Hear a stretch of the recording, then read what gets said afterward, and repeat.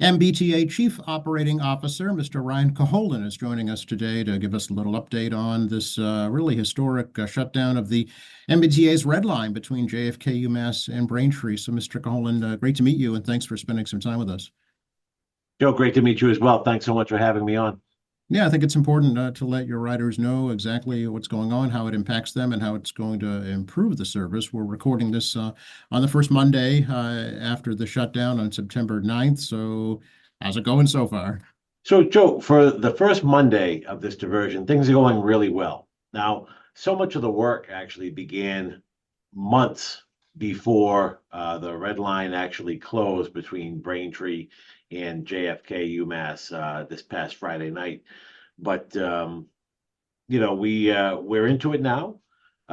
We have just about 1,300 people out there working in four separate work zones, and we're deep into it.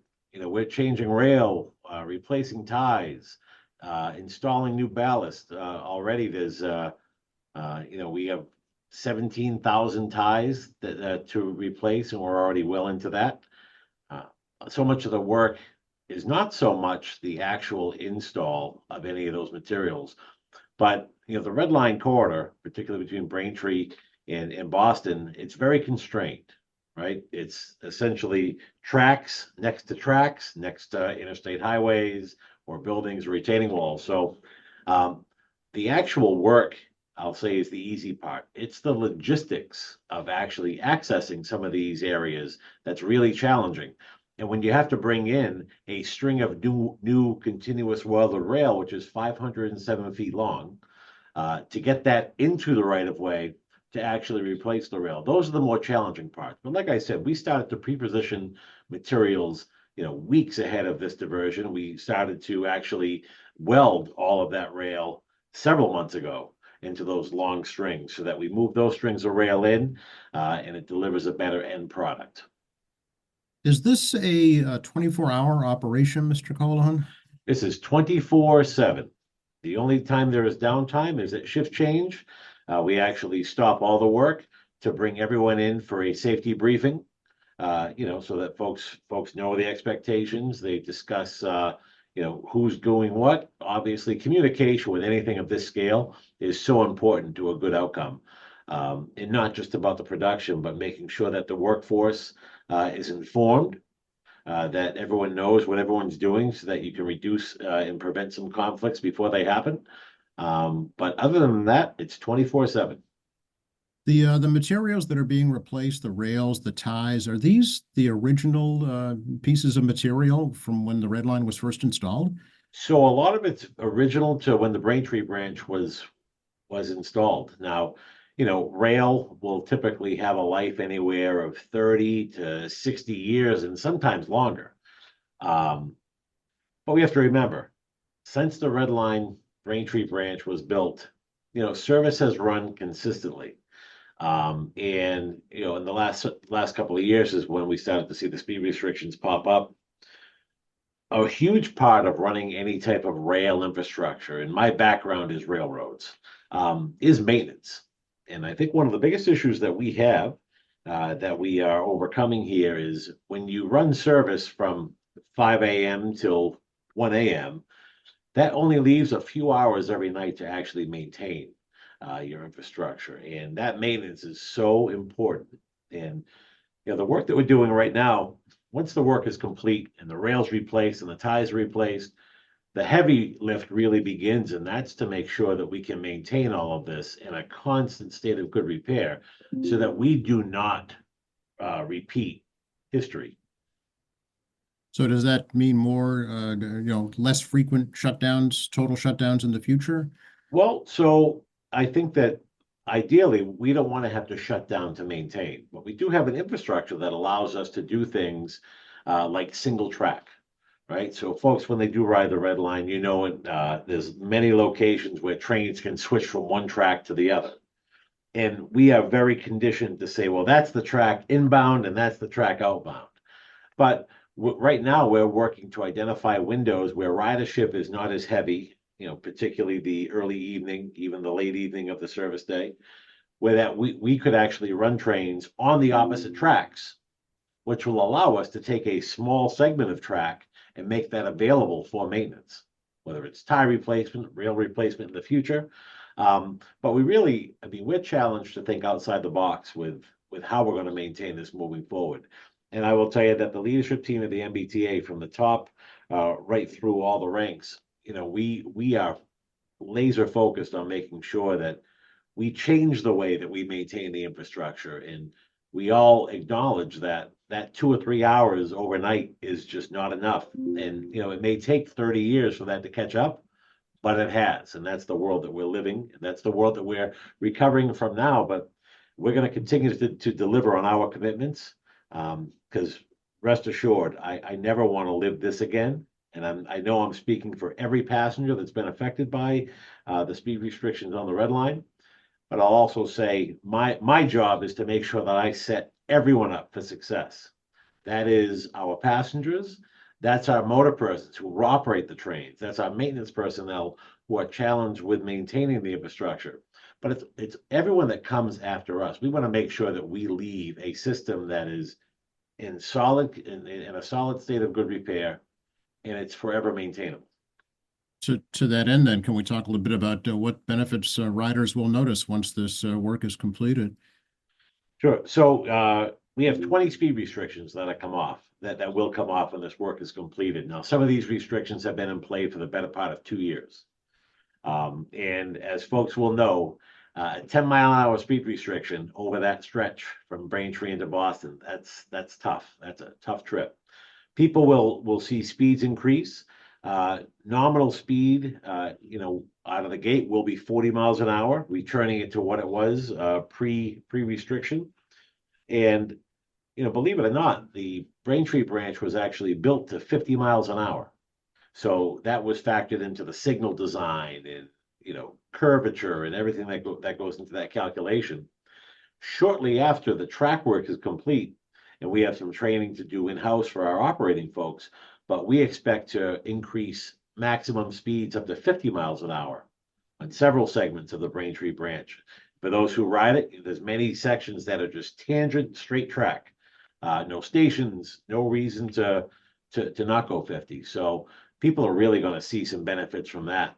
And ultimately, when we're up there running, 40, 50 miles an hour, and we've calculated that people will realize, almost a 30-minute return to their day. If they take the round trip, they're going to get almost 30 minutes back to their day.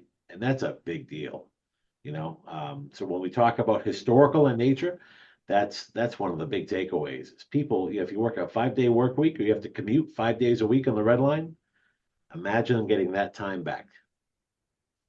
So does this mean now, after this is done, no more restrictions, say from JFK south? Correct. That is correct. And, I want to be clear, speed restrictions, they are a cost of doing business. However, our team's goal is when a speed restriction does manifest, right? When a track condition warrants the need for a speed restriction, it can't linger, right? So we've set our own internal thresholds for every speed restriction to be removed within 30 days. If a defect develops, we have to have a target. So speed restrictions should never be allowed to fester, right? Tracks don't heal themselves. Rails don't heal themselves. They need a level of intervention. So as we've rebuilt the culture of the MBTA, a big part of that work is really focused on our maintenance teams and making sure they're equipped, whether it's with the skill set or the knowledge basis of how to maintain track with trains running on the adjacent track even. And again, you get into the tools, making sure they have the right tools to do the job. Right. I wanted to ask about, I know that the commuter rail was also shut down this past weekend and then again next weekend. So is there work going on the commuter rail tracks as well? So the bulk of the commuter rail shutdown is focused on getting materials out into the red line diversion. As I mentioned, there's so many limitations with getting material out onto the red line. But while that is happening, commuter rail forces are using that window of opportunity as well to do work on the commuter rail side as well. Are there any other speed restrictions north of JFK, Mr. Callahan? So the bulk of the work, on the red line, Alewife, all the way to Braintree and Ashmont, it will be in a really solid state of repair following the completion of this Braintree branch. Ashmont to JFK, we did that in September of last year. And that is actually with this diversion, that's proving to be a very strategic plan because folks are using the Ashmont service to get into Boston. And even the feedback we see on social media, the fact that we did that work when we did it allows it to be a very useful alternative. And with headways right now, anywhere from 5 to 6 minutes, that's what the red line should look like. That gives people a good taste of what it will look like once we're done with this work. The speed restrictions from Boston out into Alewife, we cured those a couple of weeks ago. And same thing, people are in awe of just how fast it is. I've seen a lot of commentary and heard some customer feedback about, someone had got on the train and they looked down and they started to text or read email and they thought they were at the station, come to find out they had missed their stop, right? And they were already too far. So what we'll have with this portion of the work complete is a really solid red line from the top to bottom and out to Ashmont. I think that the problems that we've had for the last year or so is as we start to cure problems, trains, right? They will always find the weakest point. They'll find the bottleneck. And so when you have trains, say from Ashmont to JFK running now at 40 miles an hour, when they now get into the main line of the red line out to Alewife and there's still speed restrictions out there, things start to back up onto each other. So to make it all work, it's really an orchestration that relies on, little to no speed restrictions for the entire line to see the benefits at both ends.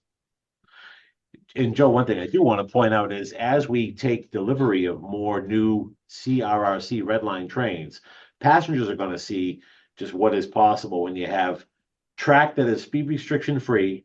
You have the amount of equipment needed to deliver those regular headways. Riding the red line is no longer a matter of I missed that train and now I have to wait 15 minutes. It's really going to set the footwork for what the red line of the future looks like. And it's only going to get better as more new trains come in and they get put into service. This is the red line that our passengers deserve. Yeah, since you brought it up, I do have to ask, do you have any insight as to when those new cars will be put in service? Yeah, so they continue to be delivered based on the schedule that's been set up. Not a day goes by where I don't go past Cabot and I see at least one new married pair because the cars actually show up as two separate cars. They get put together as one married pair, right? So a red line train typically runs with 6 cars. That's 3 married pairs. But all of the folks from the factory are there.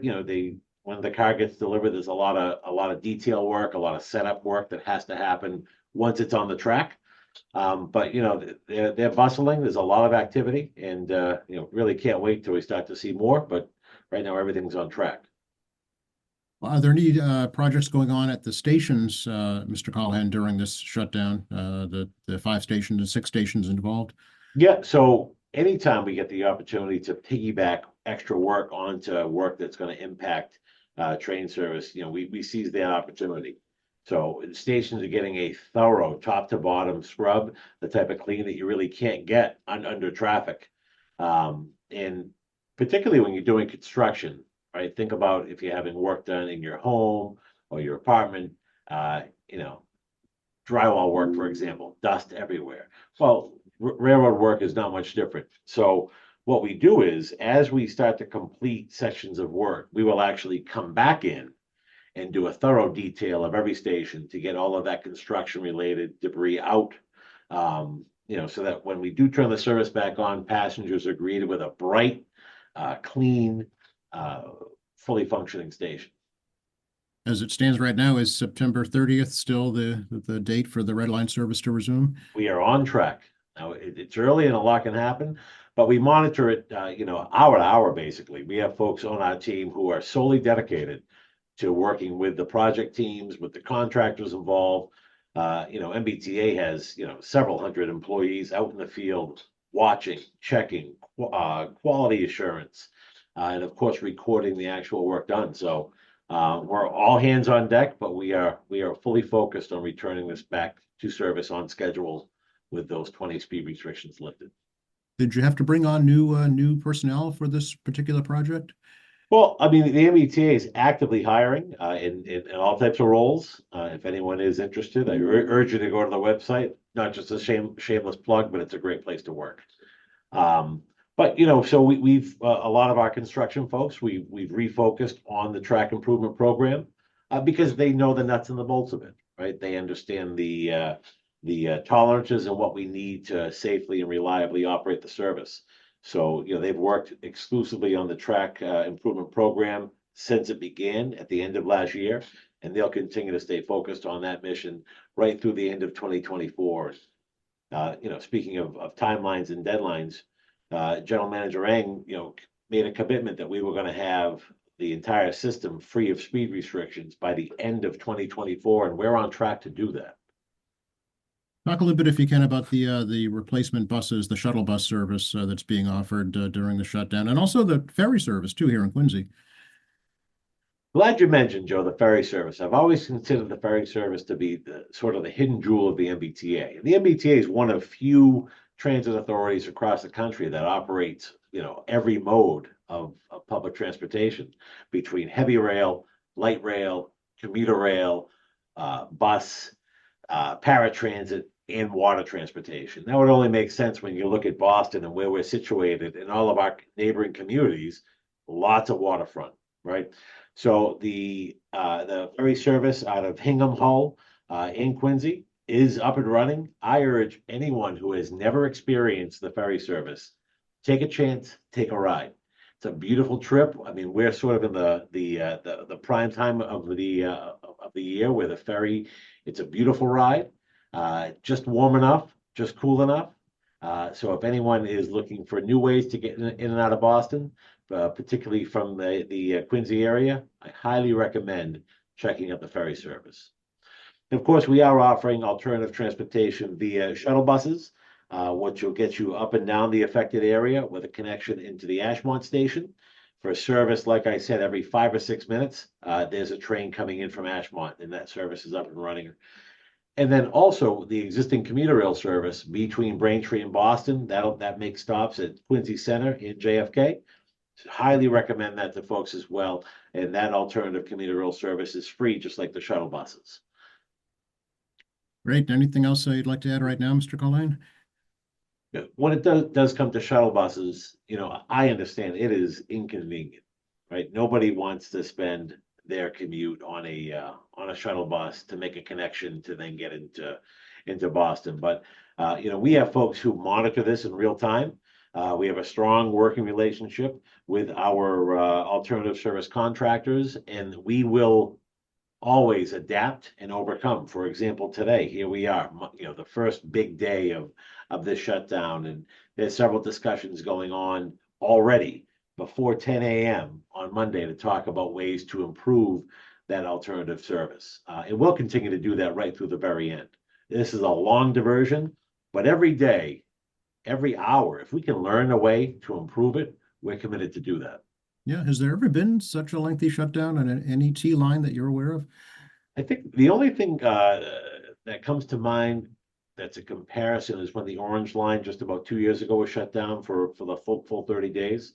When you look at the track improvement program that we've been engaged in here since the end of last year, this is the biggest shutdown. But you know, it's the biggest portion of subway line that we're out there addressing, and it's probably the most impactful results. But you know, the MBTA, we've made the commitment, we've delivered on the commitment with our previous diversions, and we're going to do it again with this one. What is the best way for riders to stay in touch with what's going on? Right, so the best way to stay in touch, the latest and greatest for service and any updates, mbta.com.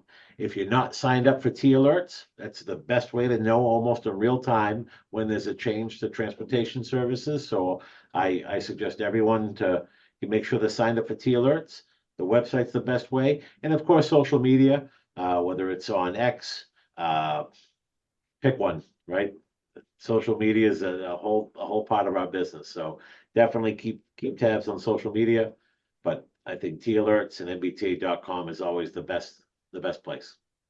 Great. I really appreciate your time. Please reach out here at QATV if we can help get any messages out for you in the community. We're happy to do that. Appreciate it. Yeah, I mean, we, even, with Friday and, school starting back up, last week, there's been a lot of, follow-up even right through this weekend, working with the schools and trying to figure out how to keep this diversion being, as least impactful. We know there's gonna be impact. And again, we don't enjoy putting people on buses to go connect to trains while we do work, but, talked about very early in this discussion. So much of this is not just replacing the ties and the rail. It's about building this out and changing the approach and the mindset, and without outside the box thinking of how do we make sure this never happens again.